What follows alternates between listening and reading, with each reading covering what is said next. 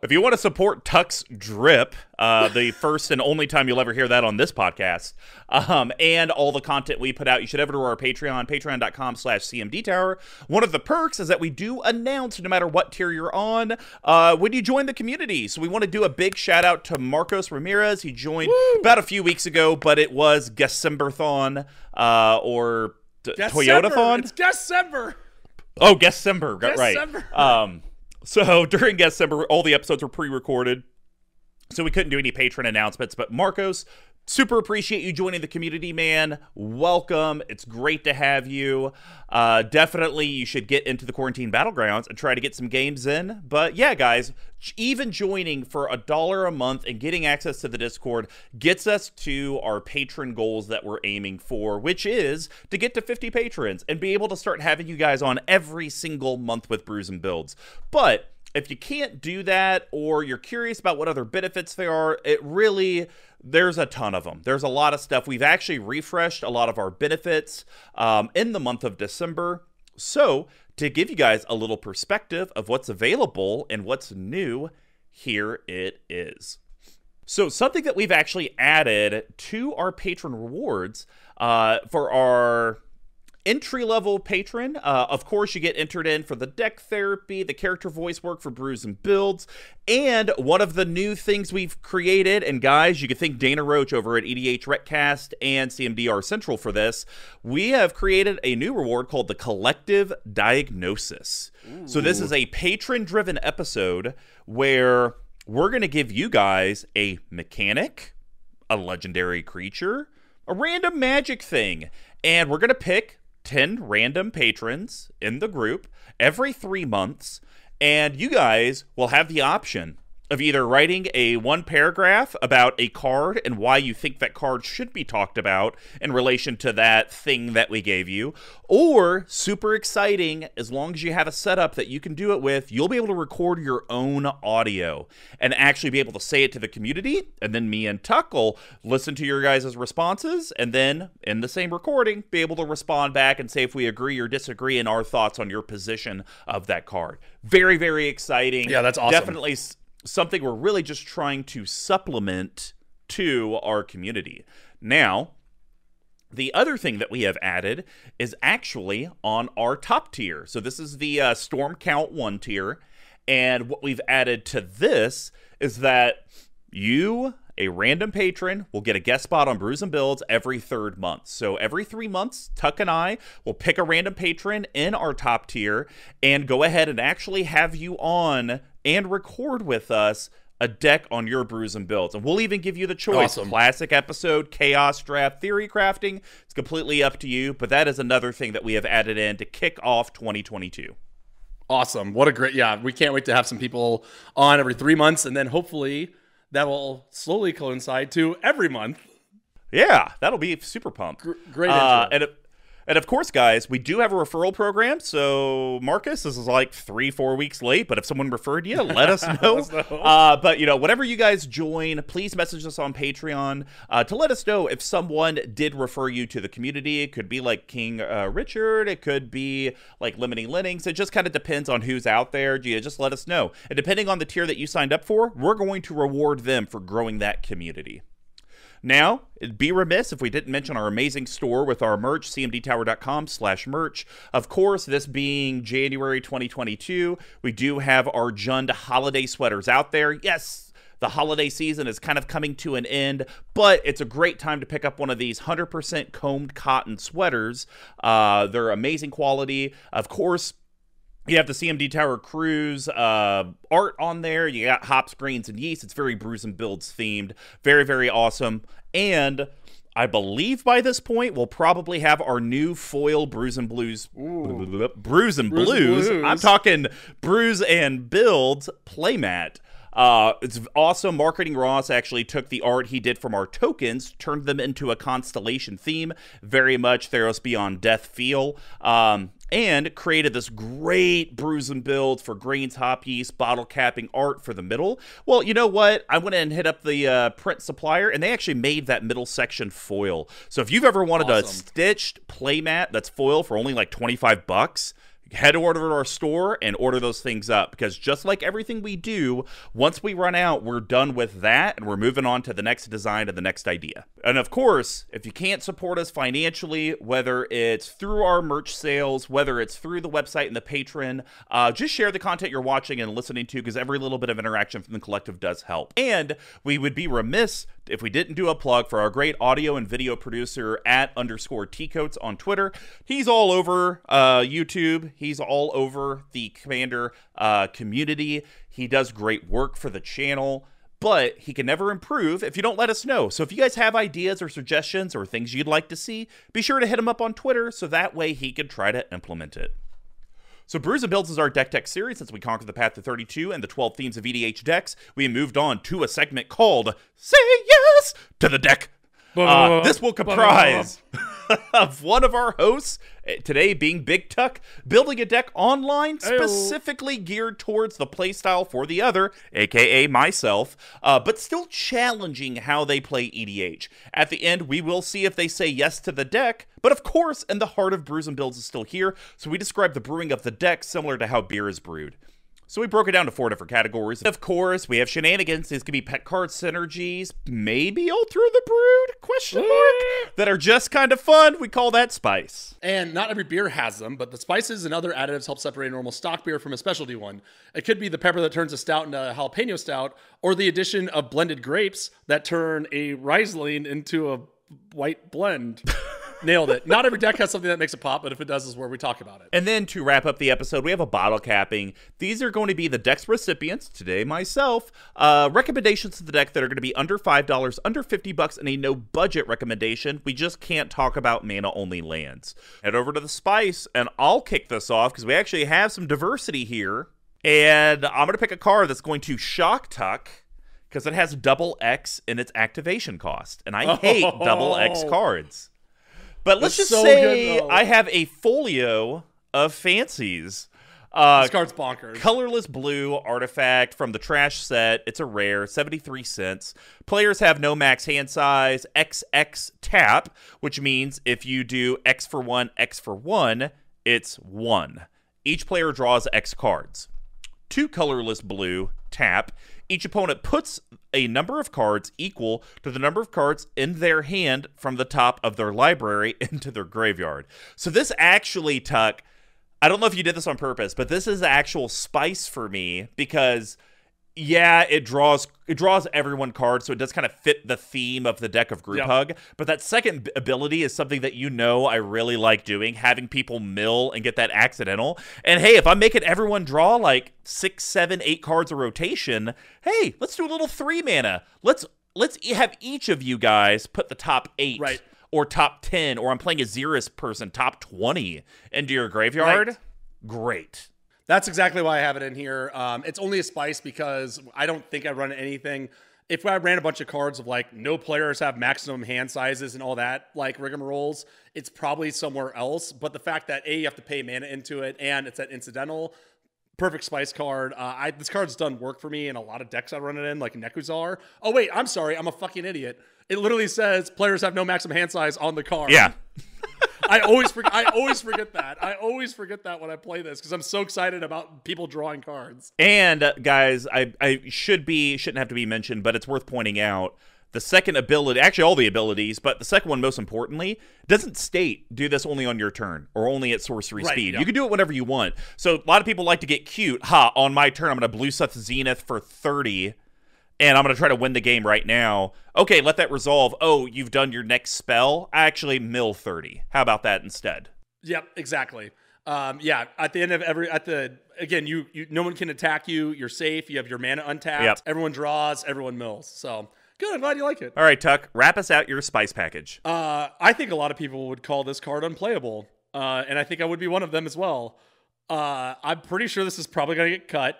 But I think this card is so cute, and I literally couldn't think of another deck to build it around. I'm gonna guess. Let me give a guess because there's not a lot of options. No, is it the Salamander guy? It's the Salamander. Of course, it is. It absolutely is the Salamander guy.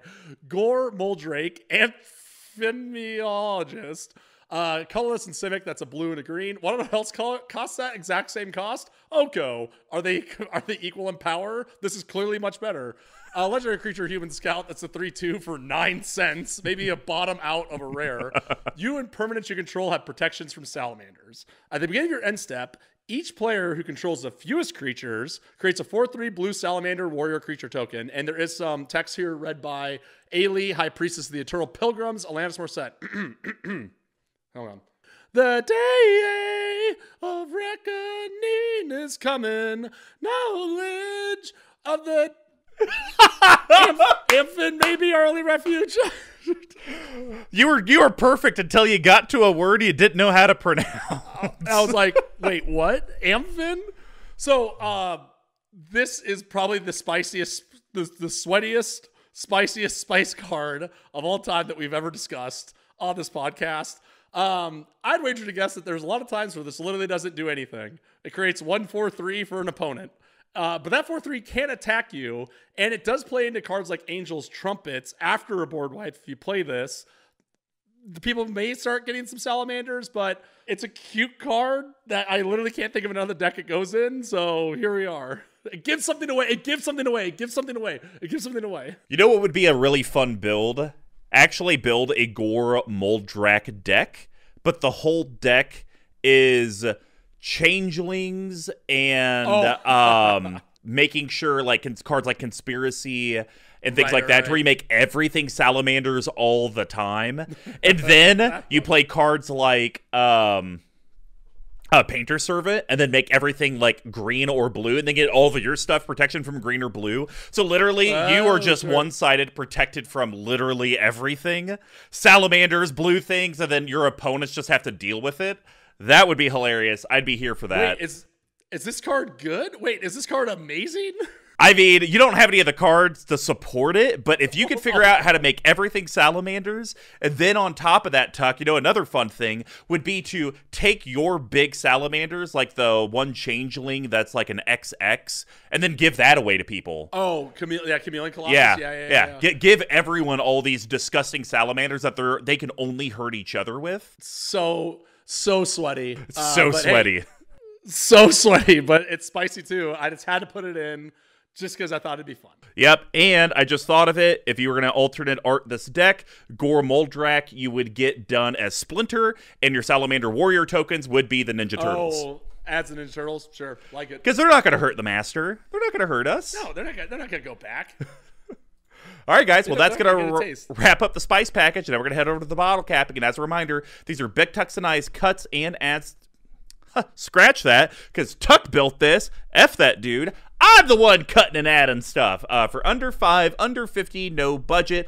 I'm just not allowed to own, add, talk about cards like Volcanic Island. All right, so for my first card, I'm going to cut for under $5.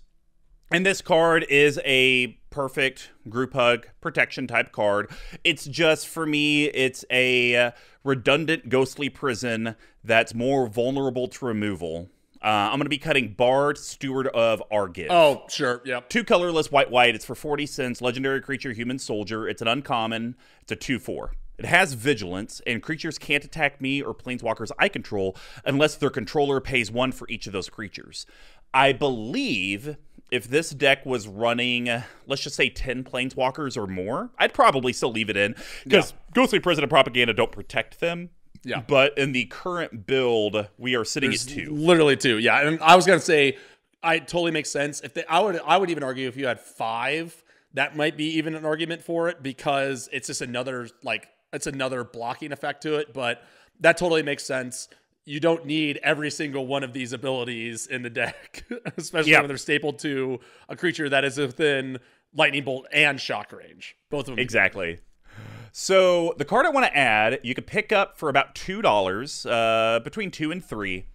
And it's a card that traditionally is used in a busted, broken way. You would not say this is Group Hug. But I'm going to play this as Group Hug, and I think it's pretty cute the way I'm going to do it. I'm talking Angel's Grace. 1 white. We talked about that earlier. Instant. This is a rare. It has split second. You can't lose the game this turn, and your opponents can't win the game this turn. Until end of turn, damage that would reduce your life to less than 1 cannot, just doesn't happen. Reduce it to 1 instead. So the reason I like this, and the reason I wanted to put it in the deck, is there's certain things that I've done in decks where it's, for me to be invested, I have to give myself a thing that I'm going to do all the time no matter what. Brutaclad. It's always going to be permanent. I'm not changing that. I don't care if just do the Primal Storm thing, just have one non-permanent in the deck. Right. Not going to do it. Angel's Grace, I would only ever play to stop someone from winning the game on the spot. Yes. And that's the only way I would do it. So, hey, you're about to torment a Hailfire and do all of this? Angel's Grace. Just, hey, everyone take all the damage you want. I can't die. It's just going to go to 1, but this person won't outright win the game. I think that there's a cool way you could do that, and this is a card tuck that I think would help change the perception of me at the table, because I have that reputation of he wants to win. Everything he does is to get him to win. Hey, I'm going to Angel's Grace and stop you from specifically dying or this person from specifically winning. There could be a lot of things that I can do to hopefully build favor at the table. I believe this is an alcohol wins again thing, because I literally was going to put this in this deck for that exact reason, and somehow it just fell through the cracks. So I love that cut. I love that ad. I'm here for them both big time. All right. So under 50, I don't like this card. Mainly just, I don't know. It's fine. Shatter the Sky. 2 colorless white sorcery. Each player who controls a creature with power 4 or greater draws a card, then destroy all creatures. It's a quarter. It's just Wrath of God with a thing stapled on the body that if any of my opponents have it, they get to draw a card. That's exactly why it's in there, because I had Wrath of God and I was like, wait a minute, we can do better. I can give you a Wrath of God that will let you draw a card and potentially your opponents if you have to wipe when you have your commander out. But yes, that's the only reason why it's in there. It gives someone and you wipe the board. Well, I wanted to put in a card that could still take something away from my opponents, but then give them something as well. Okay. Because there's a lot of creative ways that I can do this. So I want to put in Fractured Identity into the deck. 3 colorless Azorius. It's a sorcery. It's a rare. You can get it for a little above $5. Exile target non-land permanent. Each player other than its controller creates a token that's a copy of it. So I see this played. Normally it's done with super broken stuff, but it's like, hey, Kozilek, that sucks. None of us like that. How about we all get a Kozilek, but you don't, because you're the bad person who built your deck with a Kozilek. And yes, I am saying that to myself in the mirror. But to yourself on the other side of the table. But that's how I see this.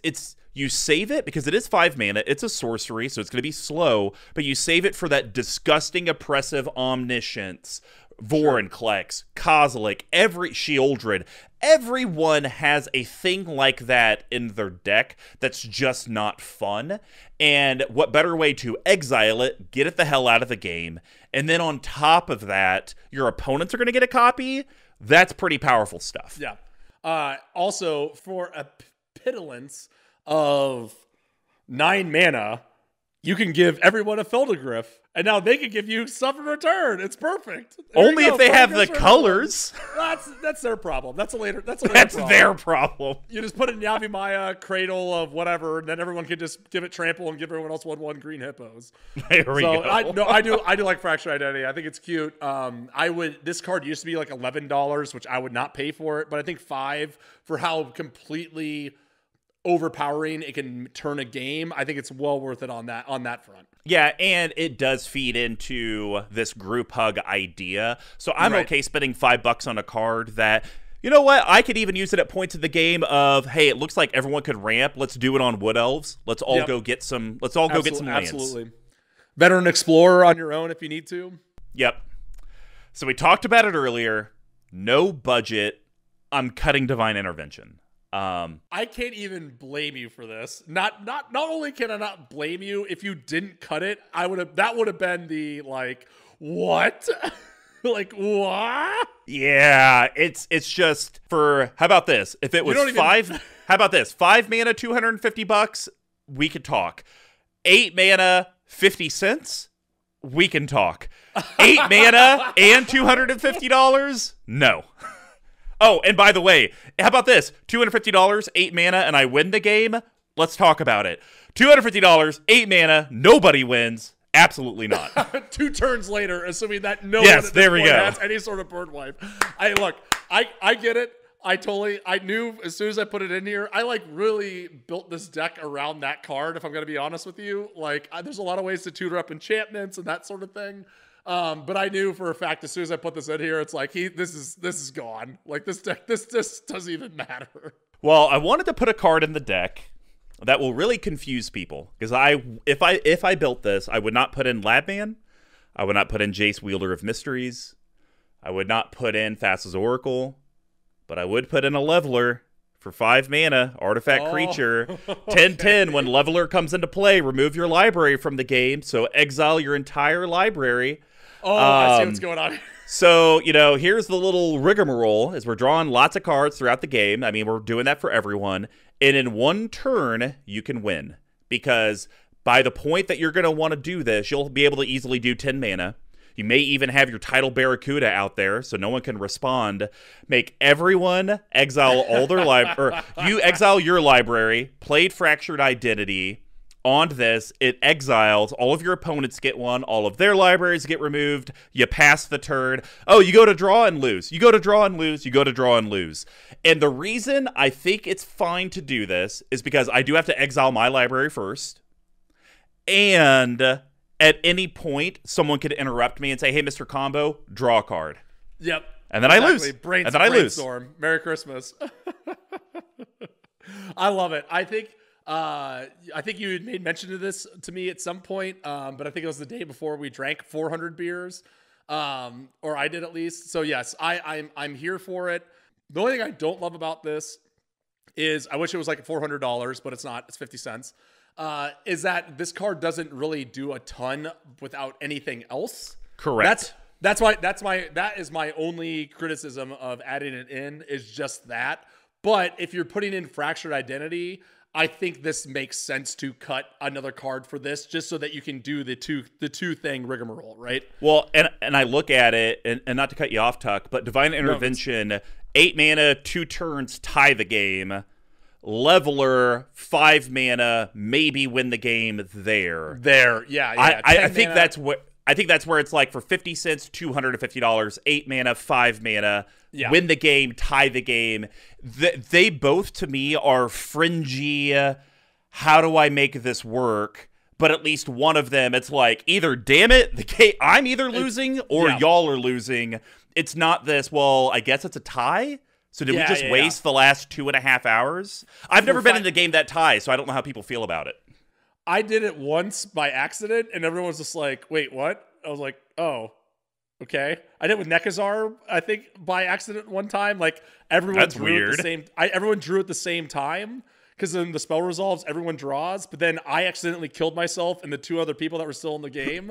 It's like, we literally, we were working with someone who was a judge at the time. This was in FOCO, drink. Oh. And we're like, wait, is this how this works? It's like, yeah. And we were like, oh, all right, well, shuffle them up. So last thing I'll say is, to your point, 10 mana, $6, can win. Yep. 8 mana, $250, cannot physically, impossible. Cannot win the game. So yes, that all makes sense. I'm a fan of that. I think that all works. I think that is a fun rigmaroles, a Rube Goldberg machine, if you will, to win out in this one. Because you also, and the last thing I'll say is, guys, if you did this rigmarole, because you could do this in any deck that runs blue and white, because Leveler is colorless. Sure, yeah. You play Leveler, people are immediately going to think Labman, Jace, all of this stuff. Yeah, right. They are not going to see Fractured Identity coming. You play Phage the Untouchable, people know that you're playing Fractured Identity somehow in the deck. You play Leveler, people are thinking Jace. So you will literally take your opponents by surprise with this card. And that's what I think is the most fun about it. Oh God, Tuck, could you think if someone chaos warped you and you chaos warped into this, and then you didn't have Fractured Identity? That would just be funny. I would laugh at that. Yeah, I was gonna say, I'd be like, yeah, can't beat that. Can't confirm. Fate. Can't fight fate.